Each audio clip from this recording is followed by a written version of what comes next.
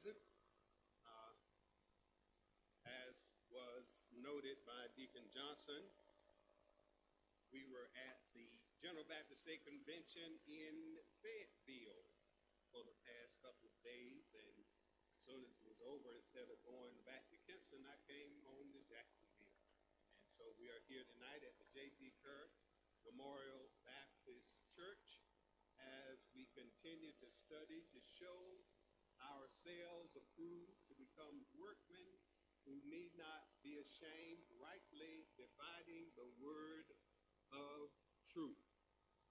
As always, we want to give our students the opportunity to ask questions or to reiterate some subject matter that we may have discussed, and you need some more deliberation on it. We certainly would want to address that before we try to move on to anything else. Keeping in mind that next Wednesday night, we are going to the revival, our association revival at the headquarters building. And I did not want to cancel this one out, so that would have been 2 weeks out. So I made sure I got here tonight. And this is the month of May, so this is the last full month that we will have Bible study, because we take a recess when school gets out. We have sort of been on the school schedule, because I guess one reason that I worked at the school 24 years, and we went on that same schedule. So we'll probably continue that same schedule, because it had been advantageous to some of our church people. By the time we get to our vacation Bible school, that means that students are out, we do the vacation Bible school, and then we all have a vacation. All right, questions, concerns on any subject matter that we have discussed, or a subject matter that you want to bring up? Okay. We'll continue on with Ben. And what we were trying to do, we're still going according to the way the Bible is laid out. We had to start with the beginnings, the first 5 books of the Bible. We don't want to get stuck there. That's the law. But then, as soon as we get that established, we go to Joshua, which is the first book of what we call history. If we go to Joshua, the first book of what we call history, keep in mind that there are going to be 12 books that we consider to be history in the Old Testament. So we got 5. There's a formula. In actuality, there's a formula that you can learn that will tell you all the books of the Bible. Say, for instance, if we know how many books are in the Old Testament, how many? Y'all tell me. There are 39 in the Old Testament. All right? I could tell you this. There are 5 books of history, 12 books of law. All right?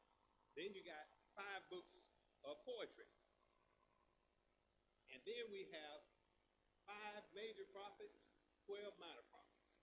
Y'all see some kind of formula there? It's 5, 12, 5, 12, 5. Okay. Maybe you'll get it later. I'll do it again. There are 5 books of law. The next section is history. There are 12. The next section we call poetical or poetic reading. There are 5.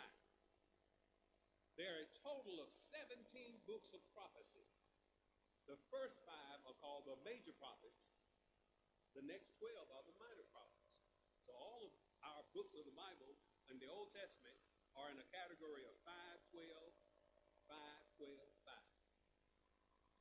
If you can get that kind of sort in your mind, it'll be easier for you to kind of get it straight. There are only 4 sections, but we divide them up, and we divide them up into 5, 12, 5, and then we take that book of prophecy, which are 17, we got 5 books of the major prophets, 12 minor prophets. All of them are easy to categorize when you think of it from that point of view. Question, comment. And the reason we began calling Joshua the beginning of history is because he is the one that brings, and that's where we dropped off the last time, about how that he is the one that brought the children of Israel into the promised land. Not Moses. We talked about why Moses was not in. Moses was not in it.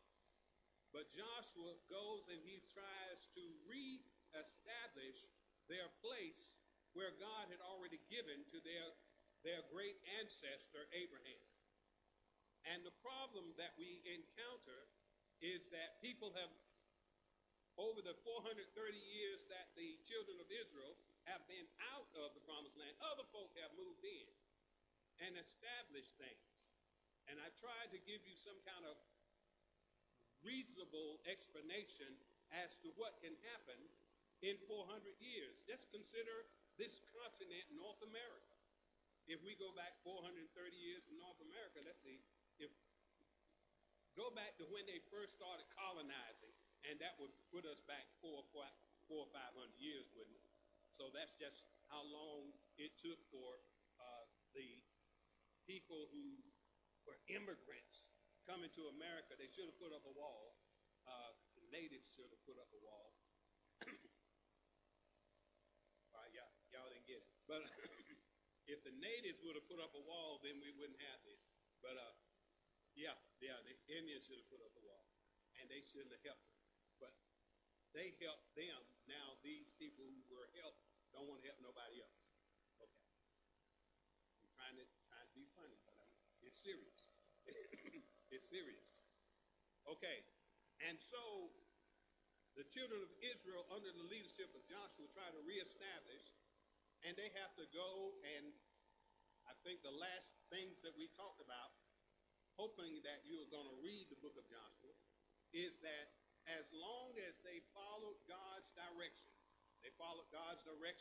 they walked across a flooded river without the same way that Moses led the children of Israel over the Red Sea. Joshua led them across a flooded Jordan River. If you will ever notice, anytime you hear old Negro spirituals or any kind of reference to crossing over the River Jordan, it's that river that you have to cross to get to the promised land. That was literally the river they crossed to get to the promised land, was the Jordan River. And all of the old songs of the beginning Negro spirituals, we got to cross over Chilly Jordan. Jordan River, I'm bound to cross. So Jordan River signifies the river that you have to cross to get to the promised land. Now that was for the children of Israel. It's symbolic to us because we can't cross no river to get into heaven. All right.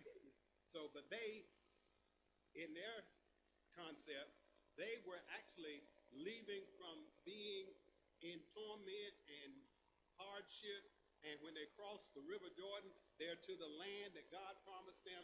They're in the promised land. So you can see how that meant a lot to them. The only thing now is that they must continue to follow God's instruction. If they follow God's instruction, then, of course, God will be with them. As the first chapter of Joshua starts out telling Joshua, it says, as I was with my servant Moses, I will be with you. Those are the words that are given to Joshua so that he will know he has the assurance. As I stated, they were against individuals who had established themselves, have built walled cities, and they had already been told that you will occupy houses that you didn't build, you will live off of vineyards that you didn't plant. And so God has made this come to pass. They didn't even have to fight the people who were in the city of Jericho. Sometimes you hear these analogies out of context. They blow the trumpet and the walls of Jericho fell down. Well, that's what they didn't have to use battering rams. They didn't have to use bows and arrows. They didn't have to use Hannibal and the elephant army that knocked walls down. All they had to do was walk around the city as God instructed them, walk around the walled city 7 times, if you read it all, and blow the trumpet. Didn't say they need to get bows and arrows or swords and spears. Blow the trumpet as they were commanded, and the walls came tumbling down. And so as a result, God showed them what would happen. But then I told you also that their second encounter, sometimes you get overconfident. Sometimes you say, well, we don't have to do all that since God is on our side. Well, God gave them the same instruction, follow my instruction. And they got there, and they were told to make sure that they destroy everybody there, because I tried to give an explanation as to why God wanted them to destroy all living things, pretty much. Now, the reason where we get this, how we know that, how we justify what God told them, is because they already had the law. The law, when we read from Genesis to Deuteronomy, it has more than the 10 Commandments. As I was stating on several occasions, it told them what to eat. I think we went over that for a while. It specified what they should eat. It told them a lot about their personal hygiene and what to wear. And they only had one God. That was the premise of all that they believed. So these other people, they don't have the law. They don't have the 10 Commandments. They have everything else that they want to do except serve a God who created them. And so God is allowing his people to be the ones who carry out his justice. Instead of God, as we want to always say, God will send a great hurricane or storm or whatever, which God doesn't do. But because that's our understanding, we think that, when the hurricanes and tornadoes come, the insurance company says it is an act of God. That's not true. That's what we believe, right? Because that's what we've heard. But if God, everything God does is good, then he doesn't do that. And then you see in several instances in the Old Testament where it says that even Job said that God gave me this and God took it away, and which we know is not true if we read the story. But that's the concept, that's the way people think, and they still think that way. That's why people get mad when their mama died, their daddy died, their child died. They get mad with God because God did it. God took my dad. God took my dad. God took my mom. God tore up my house. God sent the hurricane. But if we understand who God is and what God does, he has somebody who does all the bad stuff. There's somebody lined up to do all the bad stuff because he can't get back into heaven, so all he can do is wreak havoc and destroy everything God has created. His job is try to destroy everything God created. Steal, kill, and destroy. That's his only motive. Because you can't do nothing else to me. I can't get into heaven. I know that in the end, I'm going to be bound up, cast into a fiery furnace. So I'm going to make sure I wreak havoc among all of God's creation. And God allows him to do it. And intervenes whenever he needs to, according to his will. I'm hoping that somebody, asks some questions. If you ask some questions, I can get more in detail. And so the children of Israel are told by God, make sure you get rid of all this. The reason why, because if you don't, over time, your people are going to be influenced by the way these people dress. You're going to be influenced by the way what these people eat. You're going to be influenced by the way they worship. And you're going to try to be like them instead of you being the example and they be like you. So we're not even going to put that in front of you, erase it all out, and you won't ever have that problem. They didn't do it. They decided to keep good stuff. Maybe I don't need to do that. God said everything. And when they, didn't do stuff, they wanted to, take some for themselves and that thing. And soon as God recognized that, they went against this second enemy in Ai. The name of the city is Ai, if you look it up. It's called Ai. They were defeated. Now, how can God's people be defeated? They didn't follow God. So that was a classic example of what happens. And even today, God wants us to be unique, a chosen generation. You've come out from the world, so now you need to be different than the world. The world needs to look at you and say, I want to be like you, instead of you saying, I wish I could go back to being like the world. And that's what's happening. We're being more influenced by our outside surroundings than we are with our inside. It's because it's there. Now, God gave them the opportunity to erase all of the outside influence. We can't erase all of our outside influence, but we can get the strength that we could be in such a way that we don't go back to what we were. If he said, come out from among them, be ye holy as I'm holy, then it says that God's people are a chosen generation, a peculiar people, a royal priesthood. You come out of darkness into the marvelous light, so you're supposed to be unique. And people are going to hate you for it. A lot of times, and I'm just telling you what I have gleaned from studying the Word and living the Word, is that the devil hates you if you ever accept Christ. And people who are with the devil are going to hate you, even though they admire you. They are envious and jealous of you. As a result, that envy and jealousy turns into hate. The devil hates you because you're on God's side, and the people who are on the devil's side hate you because the devil hates you, and he puts that in your heart. Have you ever known that sometimes there are people who are among your friends, and they shouldn't be, but people who are among your friends, if they don't like somebody, they don't want you to like them either.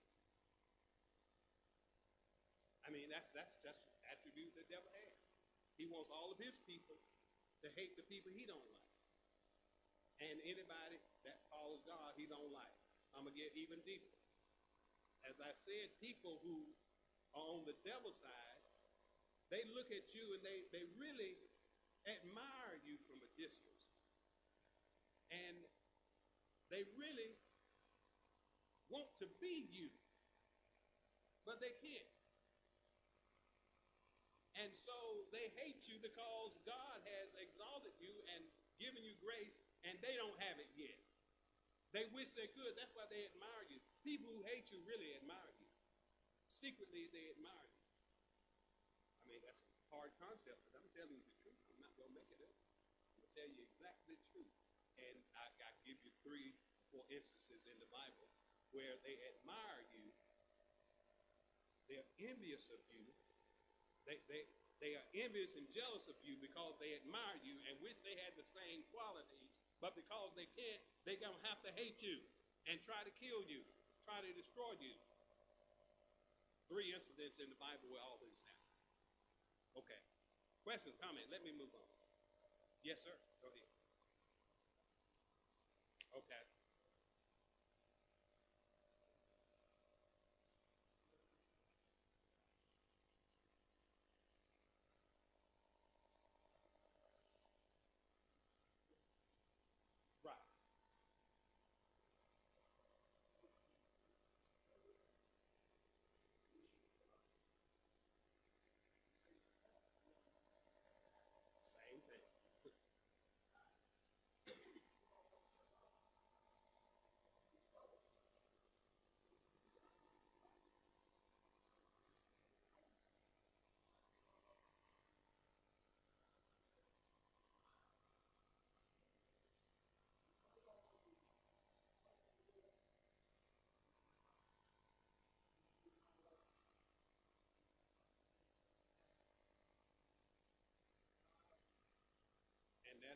reiterated throughout the Bible, and we're considering Judges. Now, the unique thing about Judges is now I'm still in Joshua.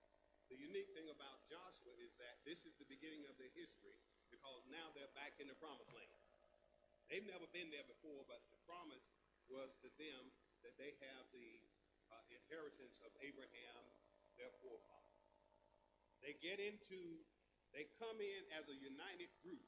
They're one group, one family, and they were all together at all times. They fought with each other. They ate with each other. They starved with each other, or they didn't starve, but they got hungry and they complained about it, and they got fed. But here's what's happening. When they get there, they start dividing up the land. They start dividing up the promised land and say, okay, there are 12 tribes, and actually, there are 13.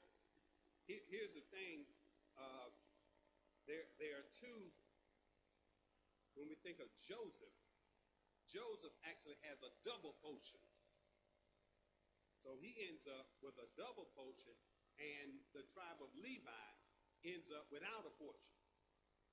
All right, so they still divided up, and the reason why the Levites, they don't have to do anything is because what is their job of the Levites? If anybody ever asks you, their job never changed. What's their job? Levites. They are the family of Moses and Aaron. Aaron is Moses' brother. He put him in charge of everything that has to do with God. Put him in charge of the books of the law, put him in charge of the house of God. So Levites are in charge of everything in the church. They are the priests, the scribes. Well, eventually, they made it more than that, but the Levites are by birth, by their birthright. They ain't had to live right. Didn't say nothing about them living right. If you were one of the offspring of Aaron, you were automatically a part of the church. You had, your job was just to do the church. So they didn't have to work fields. They didn't have to have no craft other than do what is done in the church. They became the musicians, the singers, the ones who put out stuff, the ones who do everything in the church. All right, so as a result, everybody else supplied them, made sure they were fed, made sure they were housed. They didn't have to have a divided land where they had to till the soil. They didn't have to do that. Everybody else provided for them, just like you're supposed to provide for the man of God who is in charge of the flock. People don't understand that either, but that's what they're supposed to do. And that they were taught that. Now, what I'm saying is they divided up the land. They said this tribe has this land that's by the seashore, so they became fishermen. This one had something on the mountainside. They became shepherds. And all of them had their own separate area, and they became territorial until the fact that the people that they were supposed to kill and didn't kill, over generations, over years, they rise up and they become their nemesis. They become their enemies. And they would attack whatever tribe is close to them. If they were attacking the tribe that's in the mountain, the tribe that's on the seashore wouldn't help them. Their all brother wouldn't help them. And so we have situations where they never band. It took them a while to band together. They didn't have a universal leader. After Joshua, they didn't have a universal leader like Moses. Once Moses turned over to Joshua, Joshua was in charge. Once he got and established themselves in their territory, they say, okay, well, you're on your own over there by the seashore. We'll take care of ourselves over here on the mountain. And y'all down in the valley, y'all got to fend for yourself. That's really what happened. If you read the book of Joshua, that's what happens. And the book of Judges, it starts outlining how bad the situation was. And to really get you into the frame of mind, Judges were not the people in the courthouse with a black robe on. Every judge had a unique and different persona. Their only thing they were supposed to do was deliver God's people. Now, if we would turn to Judges, the first chapter, I'm going to give you, it tells you exactly what's going to be in this book, the book of Judges, because we've already got Joshua established, we already got people divided up, and now here are the problems. Now, first chapter, first verse. And now, after the death of Joshua, it came to pass that the children of Israel asked the Lord, saying, who shall go up for us against the Canaanites to fight against them? And the Lord said, Judah shall go up. Behold, I have delivered the land into his hand. And Judah said unto Simon, his brother, come up with me into my lot, that we might fight against the Canaanites. And I likewise will go with thee unto your lot. Remember I said that this tribe, all right, they say they're gonna get them. That's what they say. And Judah said unto Simeon, his brother, come up with me and fight my lot, that we may fight against the Canaanites. The Canaanites, remember what that land is called? Canaan. So the people who live there are Canaanites. And the children of Israel, it was their land that Abraham was given by God. But in being gone 400 years, anybody who came there established their own territory. And possession is 9/10 of the law. If you've been there long enough, it's yours. That's what they said.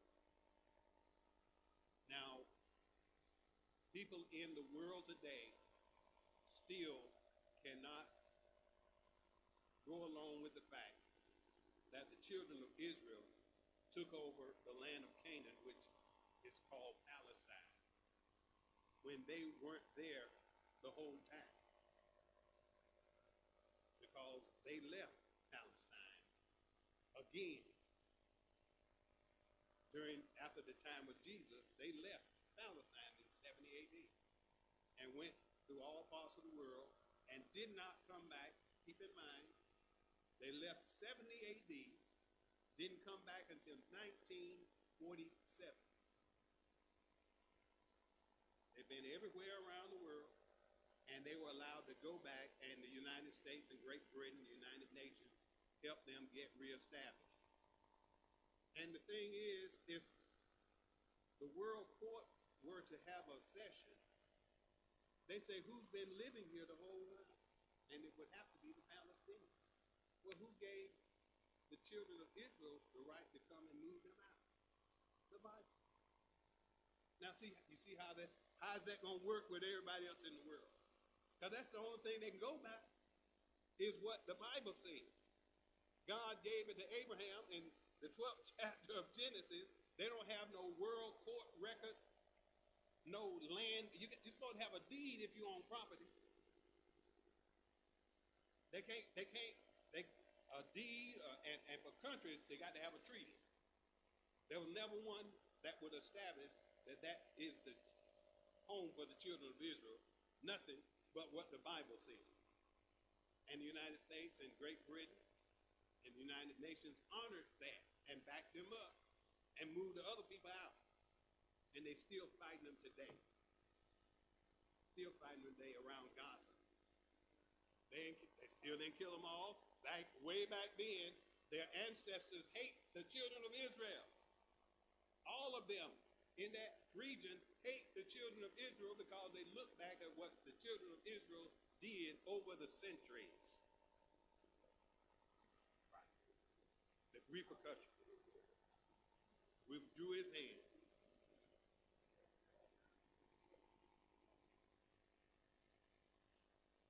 And if we start reading this, and Judah went up, and the Lord delivered the Canaanites and the Perizzites into their hand. And they slew them in Bezek 10,000 men. In other words, the Lord is on their side. They're united. Let me go down further. Verse verse 8, now the children of Judah had fought against Jerusalem and had taken it. Now Jerusalem was not the children of Israel's city yet. Against Jerusalem and had taken it and smitten it. And afterward the children of Israel went down to fight against the Canaanites and dwelt in the mountain and in the south and in the valley. And Judah went against the Canaanites that dwelt in Hebron. And from thence they went against the inhabitants.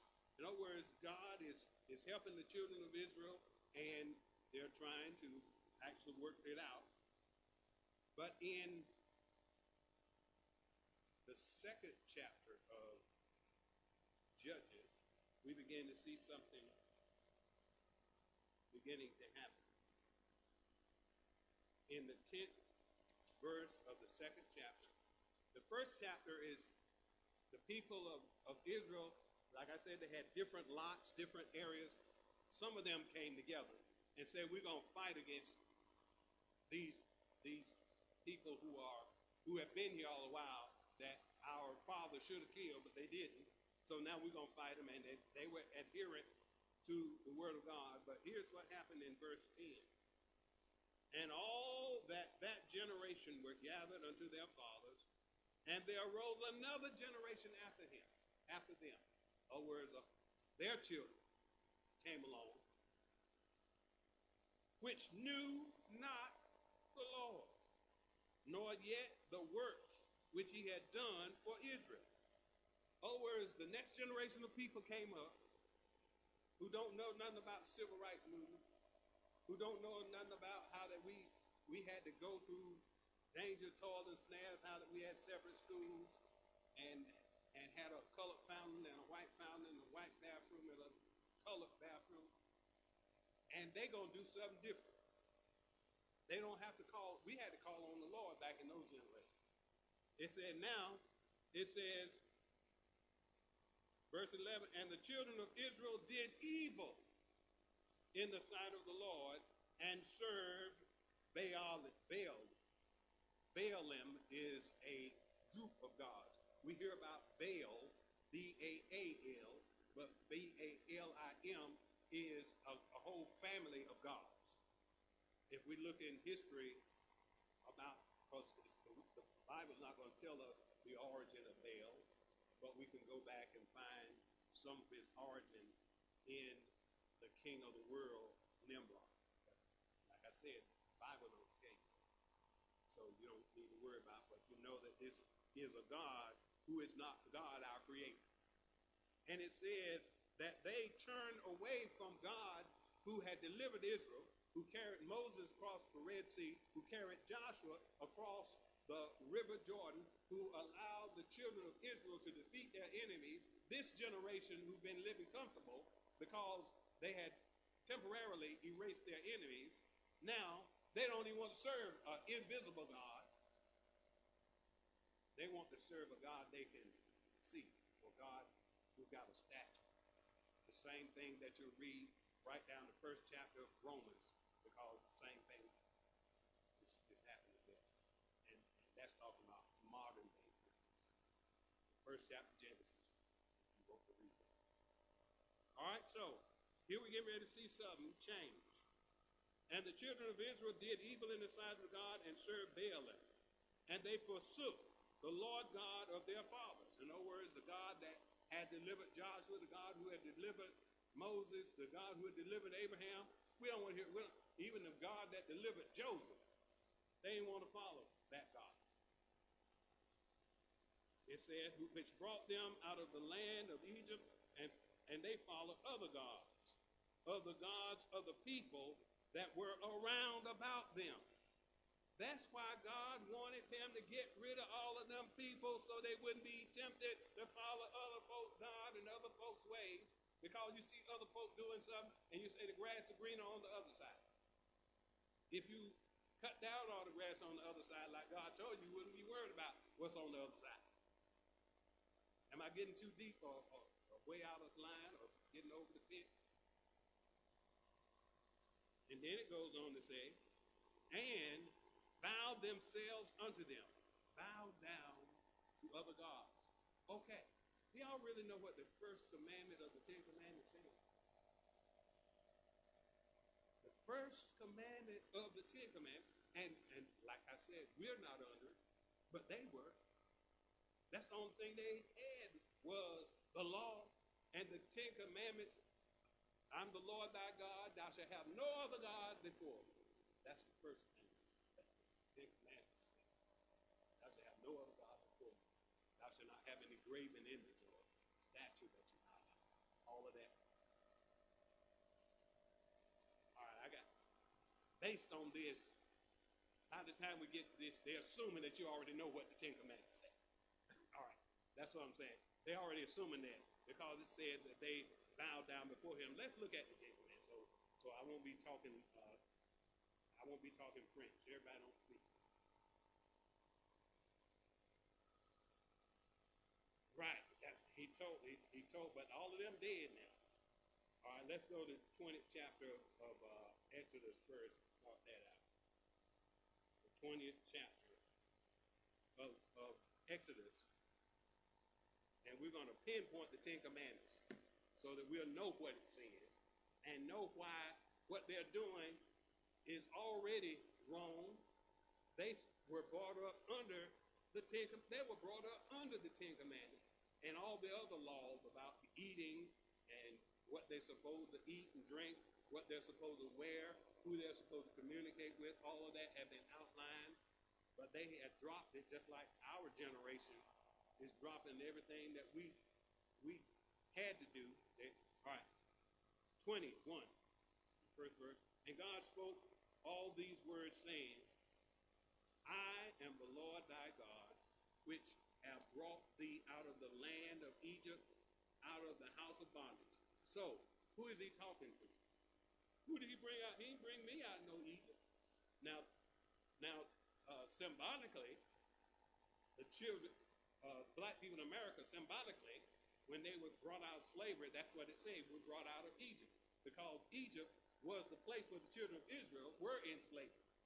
And that is why sometimes Jewish people were willing to help black people in the civil rights movement and in getting out of slavery, because their history shows that they were in the same situation. But I'm going to put it even clearer. The children of Israel, their masters were black people. All right, you won't look at that. They were all Egyptian. Who I say Egyptian were? That's Africa. It just so happened that Africa is 54 countries now. At some point in time, Egypt was a dominant empire in the continent of Africa over centuries. Of course, we know that Egypt lost all its power at the Red Sea, and they never got big again. Never got big again. That way back in Moses' time, they never got big again. And now, by the time we got to modern society, they tried to erase the fact that there were black people running Egypt. The pharaohs, all of the pharaohs were black people. By the time they get to Alexander the Great, they are Greek people. But before Alexander the Great, they were black people. All right? Well, that's a whole nother story. The Bible ain't going to tell you that, because the Bible is not about the Egyptians. Only how they crossed paths with the children of Israel. That's one point that if anybody ever studying the Bible, they need to understand when they are very, they're very curious. They say, well, I want to learn about the Egyptians. And the Bible just don't say as much about the Egyptians. Well, it ain't about the Egyptians, it's about the children of Israel. The only reason we hear about Egyptians, Assyrians, Babylonians, the Greeks, the Romans, is because their path crosses the children of Israel. But the Bible is a straight line about the children of Israel, all the way to Revelation. Children of Israel and those who become like Abraham. Abraham by faith, and the children of Israel are Abraham by blood. Those who are Christians who have faith are children of Abraham by faith, because Abraham did not have a only thing we need is faith to believe that Jesus died, and we don't have to come along. Okay. I might have took y'all too deep in the water right then. But let's go back. Now, here's where we start the Ten Commandments. Thou shalt have no, verse 3, thou shalt have no other God before me. Thou shalt not make unto thee any graven image or any likeness of anything that is in heaven above, or that is in the earth beneath, or that is in the water under the earth. Thou shalt not bow down thyself to them, nor serve them, for I am thy God, am a jealous God, visiting the iniquity of the father upon the children unto the third and fourth generation of them that hate me. Ooh. That's why you see a generational curse. It looked like it started with this family, and then their children were the same. That's why I said they got some bad children, but the dad was bad. And they get it from this. They get it from this. Because Christ can break a generational curse. But yes, that is true. This does happen. There's a generational curse. And people will say, I know they're going to be bad because their daddy was bad. Their granddaddy was bad. They're going to go right on down. The only thing they can break that is Jesus. They don't ever go to Jesus. They're going to still have that generational curse. Because it said we go down to the third generation, fourth generation. And for them that hate me, in other words, you hate him if you don't bow down to God. You bow down to another God. You must not love God. You either love God or you love the devil. Or anybody the devil represents. The devil is represented in anything that's not God. That's the whole truth. Anything that's not God is the devil. I don't care how good it looks or how good it sounds. If it's not God, it's the devil. It's of the devil who came to steal, kill, and destroy. In other words, if he can deceive you as he did Eve, that's all he's doing is trying to deceive you to get you away from God. Whatever means necessary. All right, let's keep going. 6, and showing mercy unto them, unto thousands of them that love me and keep my commandments. Here's another part. Thou shalt not take the name of the Lord thy God in vain, for the Lord will not hold him guiltless that taketh his name in vain. Remember the Sabbath day to keep it holy. 6 days. In other words, you have to take them out and number them, because you can't go by the verse, the numbers on the verses, and say, okay, I'm trying to count to 10. Because, let me remember the Sabbath day to keep it holy. Verse 9 just goes along with that. It just explains it. 6 days shalt thou labor and do thy work, but the seventh day is the Sabbath day of the Lord thy God. In it thou shalt not do any work, thou nor thy son. It goes on. And that's why they got mad with Jesus, because Jesus said, wait a minute. Jesus went out on what they were classifying as the Sabbath day and healed the man. And they were about ready to stone Jesus and the man. Man couldn't even walk, and Jesus healed him. The man took up his bed and was able to take up his own bed and walk with it and say, we can't do that on the Sabbath day. Show you how backwards people are. And Jesus never meant for the law to be that it couldn't help people. It was a schoolmaster. That's what he kept doing. Let me go on. All of this, 6 days shalt thou labor. Verse 10 is still talking about remember the Sabbath day to keep holy. Verse 11, for in 6 days, God is still talking about remember the Sabbath day to keep it holy. All right. Then it gets to number 5. Right. Yeah. Right. 23rd Psalm. Right.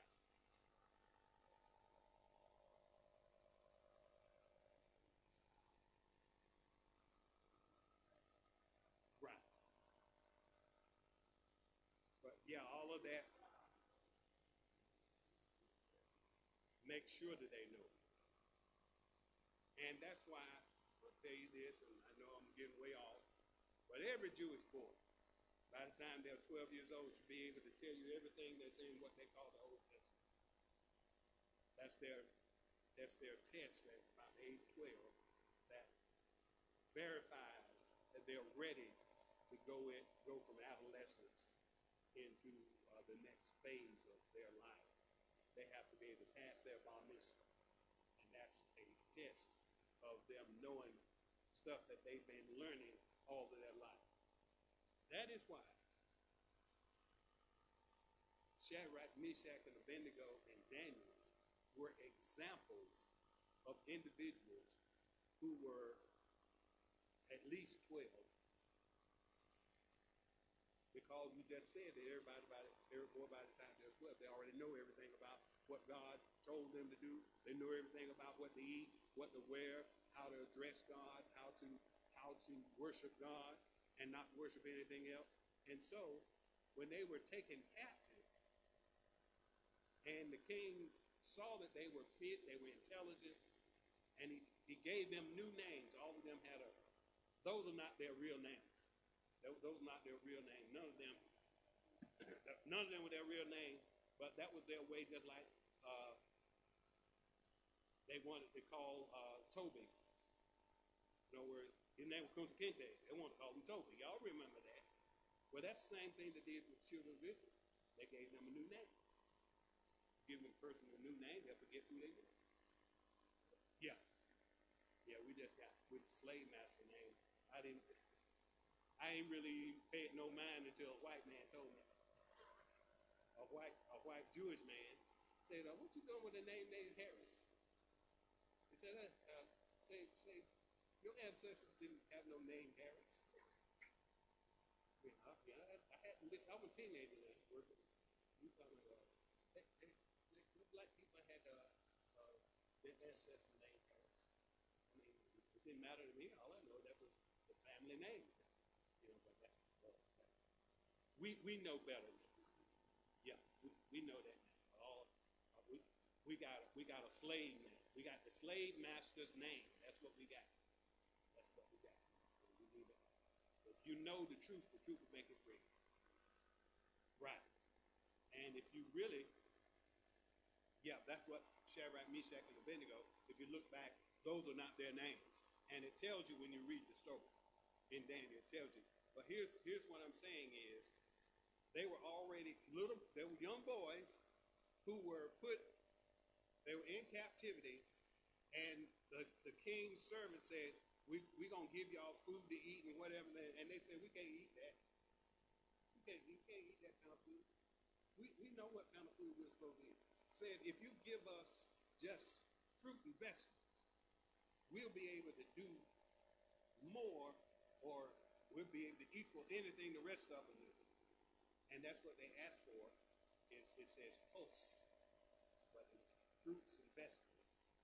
They would not eat the king's meat. They would sacrifice meats, all different kind of meats, and the children of Israel, they didn't eat that because they already knew what it says in Leviticus about what to eat, what not to eat. So they didn't, and not only that, it was probably sacrificed to their gods, to their captors' gods, so they wouldn't eat any kind of meat.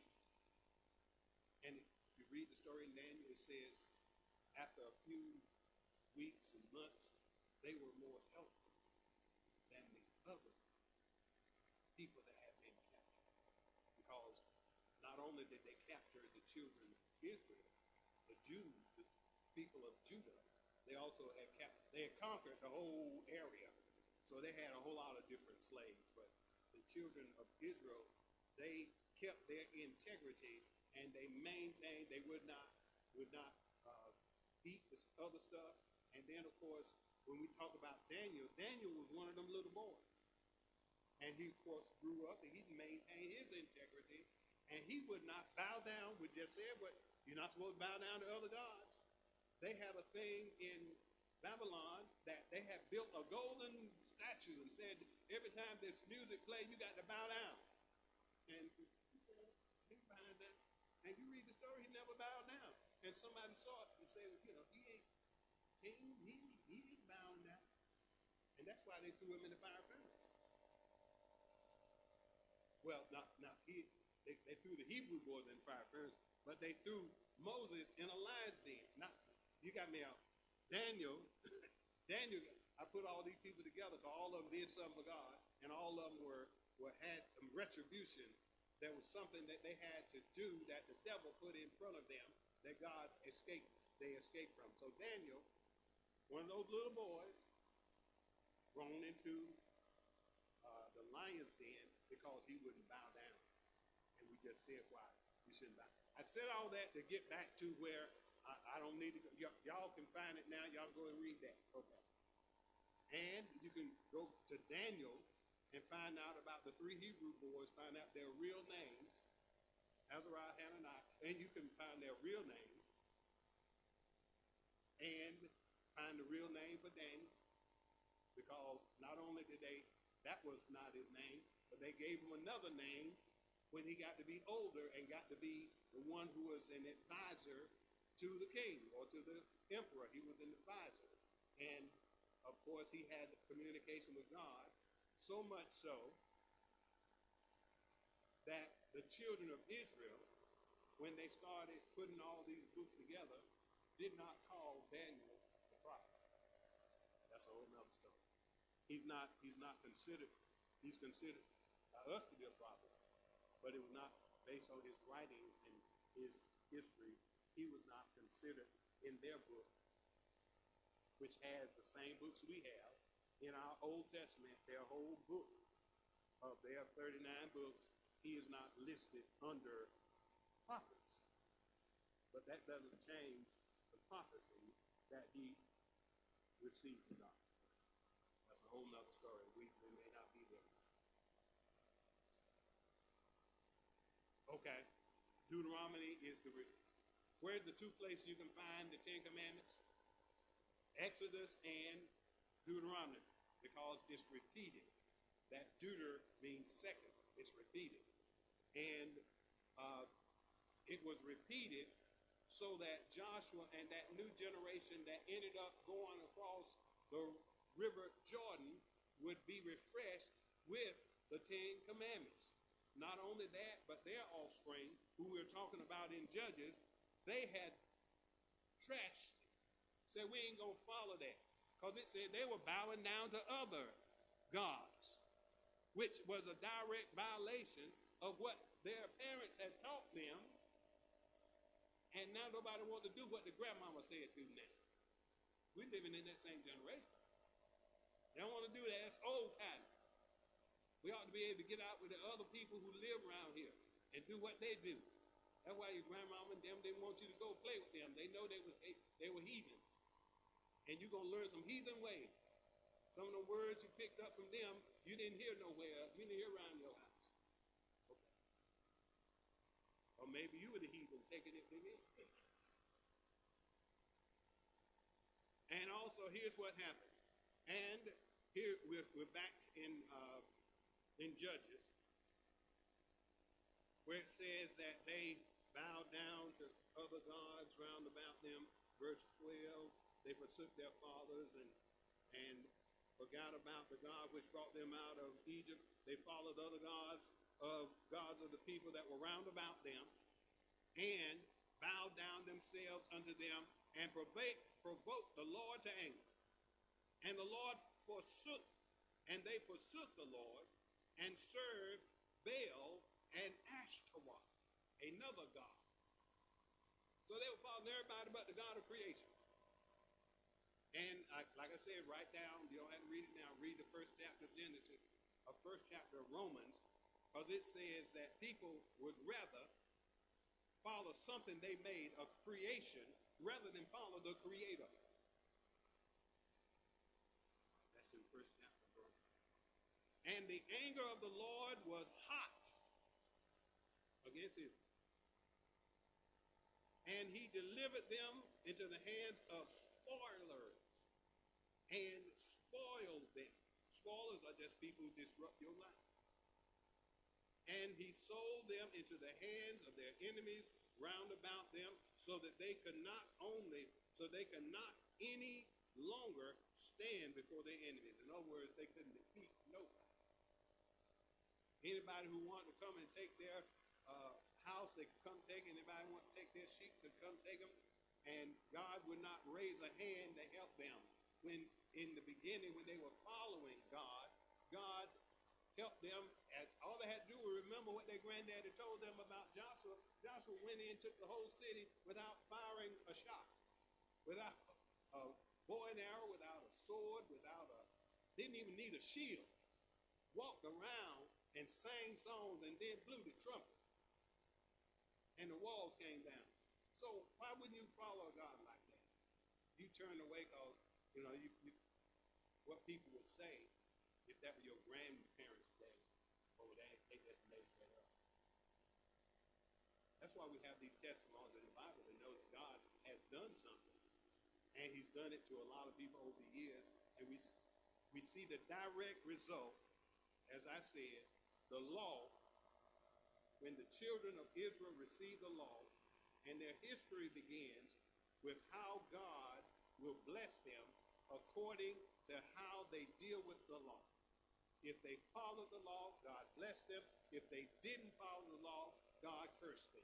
And that's what happens here. In the book of Judges, they are intervened by their spoilers, the other enemies around about them, and here's what happened. Verse 15, and whithersoever they went out, the hand of the Lord was against them for evil. And the Lord said unto them, and the Lord had said, and as the Lord had sworn unto them, and they were greatly distressed. Nevertheless, the Lord raised up judges.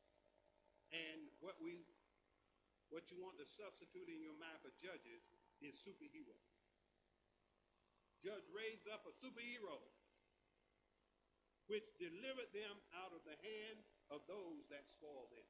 So every judge that we will encounter, 13 of them, they are the superheroes that for one special short occasion came and delivered them from whatever enemy was trying to destroy them. Once they prayed, God sent a superhero to deliver them. So if you read that, yes. And keep in mind that they're all separate groups of people. They're not a united Israel. We don't get a united Israel until we get out of the Judges. When we get out of the Judges period, then we get into a prophet named Samuel. And Samuel is the one who named the first king. All right, so we're not there yet. So we're going through the stages. First of all, we got Joshua, who establishes this group, this place. They divide it up. They get independent. Each tribe is independent. They, at some point in time, tried to unite. But then their next generation said, we don't care nothing about no God we can't see. We don't care nothing about who y'all brought. Moses brought forth y'all from across the Red Sea. We don't care nothing about that. We don't care nothing about Joshua walking over dry land across the Jordan and defeating enemies. All that was old wives' tale. We don't believe none of that. And they started worshiping whatever God their neighbors were worshiping. Right. So we're going to leave it there because we've overspent our time. I just came back fired up from a conference, that's why. All right. Who's got the prayer tonight? Now, you can't stick with the same person. You can't stick with the same person. Now, don't be shy.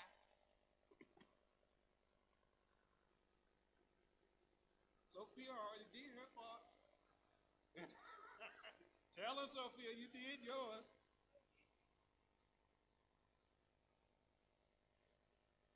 Y'all just pass it on now. pass that baton. That baton.